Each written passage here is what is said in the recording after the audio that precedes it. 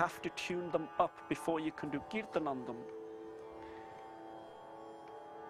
The other issue with these stringed instruments is that they do require a lot of practice. And there are a lot of issues regarding coordinating both your hands, singing at the same time. It's a bit more difficult than the bhaja. And then, like I say, the other thing with the bhaja was it was easy to learn. This takes a lot of practice, a lot of effort. And for one reason or another, our Gursikhs, our Ragis, began to prefer the bhaja over these saj. And then as time progressed, these saj became virtually extinct. Virtually extinct. Very, very few people played these. And the bhaja became our instrument. And that is why I can't do nindya of the bhaja. We can't slander the bhaja. It is our instrument. Sikhan da saj hai. I would say there's nothing wrong on the people that have inspired me to do kirtan.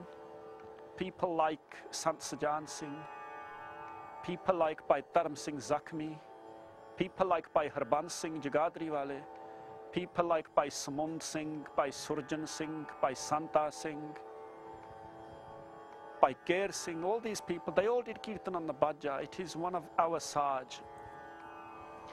Then another thing happened in our itihas, and that was the introduction of the record player.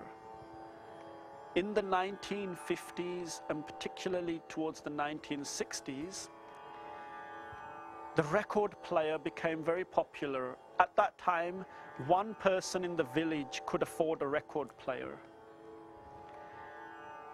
And a lot of Hindi film music, filmi ritan, they were available on records.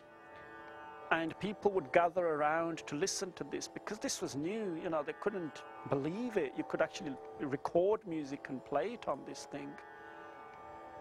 And then those rita, those tunes became very popular. And as a result of which, many of our ragis, they started to sing shabds based on those tunes. And those tunes, rita we call them, those tunes that had been passed down from generation to generation, they began to become extinct. They became very rare and more easily sung rita, easily sung tunes, which were not that difficult to learn. They became more popular. So we can see now two things have happened in the 20th century. First of all, these instruments have become rare. Secondly, filmy kind of tunes have become more popular. And again, I would argue that at the end of the day, kirtan is kirtan. If it is done on those rita, it is still bani. And we should still respect that bani. So I'm not going to slander ragis or do their nindya because they did kirtan on those tunes. They're still doing kirtan at the end of the day. But what has happened is that our heritage, those rita, those tunes that had been passed down for God knows how many generations, possibly even from the times of our gurus, they had started to become lost. Now, that's the second thing that happened. And a third thing that happened that affected the style of kirtan that we do is that we started to forget a lot of the bani rags. Now, the whole theory of rag is very complex, and in the space of a 10-minute, 15-minute show, it's very difficult to explain that theory. But with a rag, you can express many different moods. You can create an atmosphere. And if you then add words to that tune, to that rag, to that atmosphere, then it kind of doubles the effect that it has on people. And in the bani, we have rags that are very happy. They create a very happy atmosphere. They're very jolly rags, just from the notation of the rag, the structure of the rag, they are very jolly, very happy. And there are some rags that have a very solemn feeling and sad atmosphere. And you can create that just by changing the notes in the tune. And I'll try and demonstrate that to you. We're going to start off first. I'm going to just play a rag that we hear very often in the morning. It's called Rag Asa. And this rag has predominantly what we call Suddh Sura, the pure notes.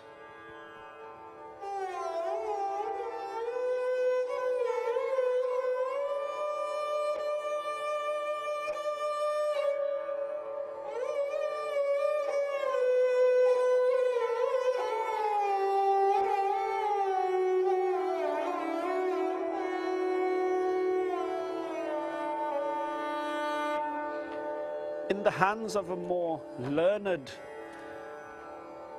professional, you'd get a much better effect of that rag. It's got all the Suddh Sura and it creates a very happy, very peaceful atmosphere and feeling. That's why many raggis sing that in the morning. Just by changing 2 surah in a rag, 2 keys in a rag, we can change the atmosphere completely. And one way of doing that is by changing what we call the Da sur. Every key has a name. Sa, re, ga, ma, pa, da, ni, sa. Every sur has a name. Every key, every note has a name. Just like in the English, in the Western system, in the Indian system, we give each sur a name. By changing 2 surah in a rag, we can make it a very sad rag. The whole atmosphere changes it. So if we do the same surah,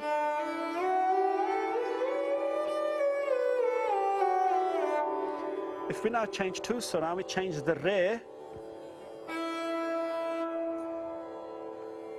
to a re komal, i.e. we flatten the pitch slightly. And we do the same with the da. That's the pure da, and then we flatten the sur. That changes the mood completely, and I will try to demonstrate that.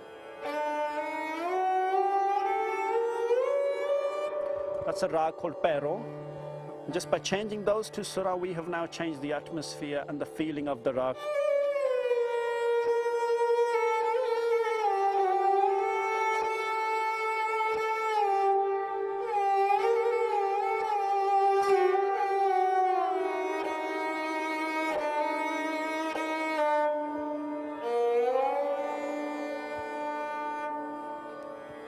So that is how, if you can now imagine that every shabd, almost every shabd in the Guru Granth Sahib is written within a specific rag.